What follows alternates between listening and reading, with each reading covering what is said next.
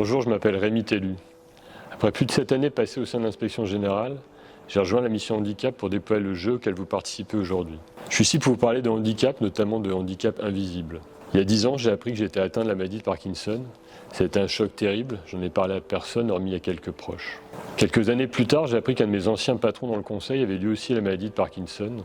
Et j'ai réalisé que nous avions travaillé tous les deux ensemble pendant 2 ans en étant atteints de la maladie de Parkinson, sans le savoir et sans en parler. Alors pourquoi ne pas en parler? Parce qu'on sait que le handicap en entreprise n'est pas un booster de carrière, c'est du moins l'image qui ressort. Or 80% des handicaps sont invisibles, handicap qu'on cache encore plus qu'invisible. Puis j'ai décidé d'en parler chez BNP Paribas et ça a été un immense soulagement. Mais c'est un long chemin, ça m'a pris 10 ans pour en parler ouvertement comme aujourd'hui. Cette situation était le point de départ d'une volonté d'agir, comment aider les personnes confrontées au handicap à y faire face et à mieux vivre avec leur entourage.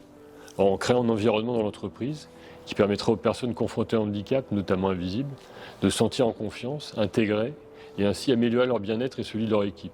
Le handicap invisible n'est pas seulement invisible, il est aussi muet. Et moi, je veux lui donner la parole. Inspiré par le cheminement des fresques, j'ai eu l'idée de dessiner sur du papier une frise du handicap, de raconter le chemin de vie d'une personne confrontée au handicap, depuis les premiers symptômes, l'annonce et tout ce qu'elle subit ensuite.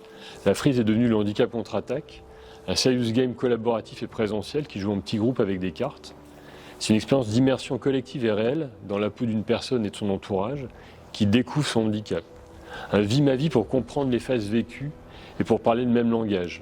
J'utilise des références à la culture populaire et surtout l'humour afin d'être léger mais sans prendre le sujet à la légère. C'est à ce jeu que vous allez jouer maintenant.